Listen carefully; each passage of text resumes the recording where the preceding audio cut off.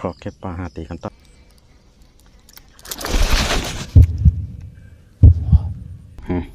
ตัวนี้ไซส์ใหญ่เนาะน่าจะมี4 ขีดปลา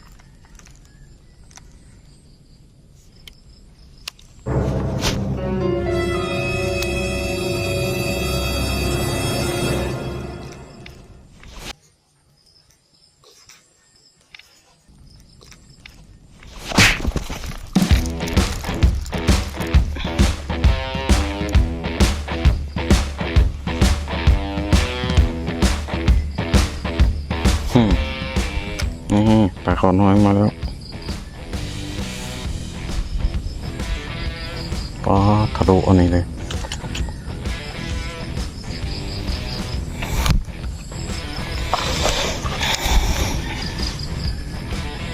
นี่นะว่าแล้วมีแต่แต้มน้อยๆ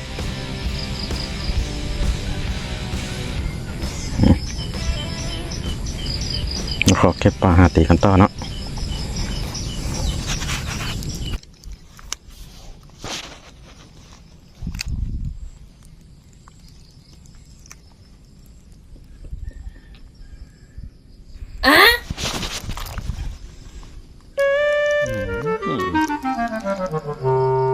ครับเมื่อเกิน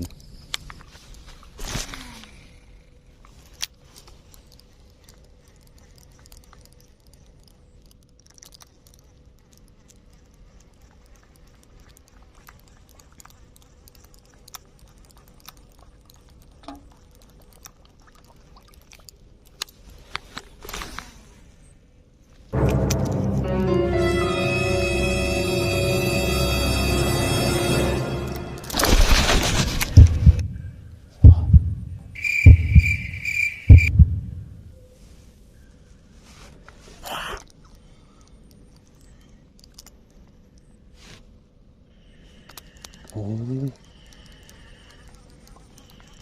จนตื้น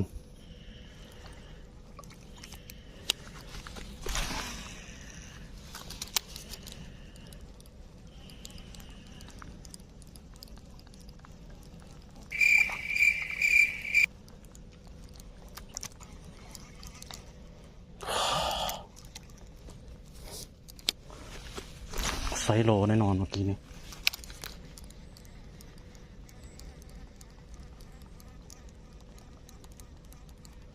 ไปใส่แล้ว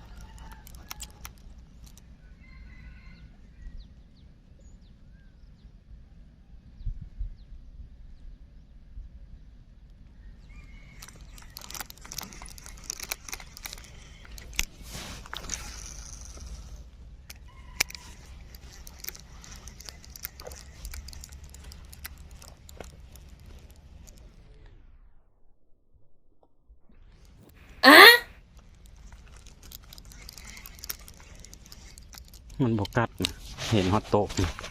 แล่นมาตามมานะครับถอยมีคนโคนลายมาเลย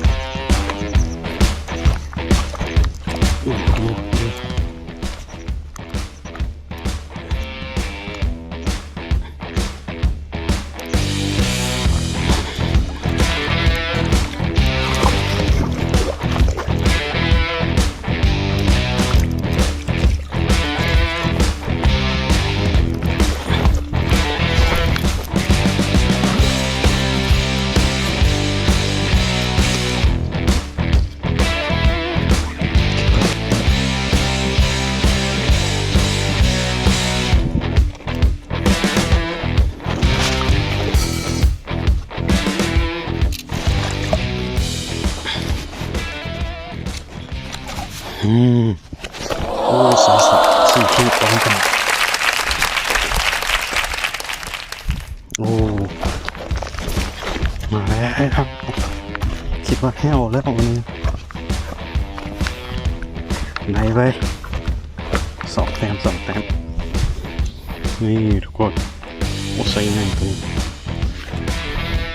4 ขีดน่าจะมี4 ขีดเลยตัวนี้ใส่ง่ายเนาะน่าจะมี4 ขีด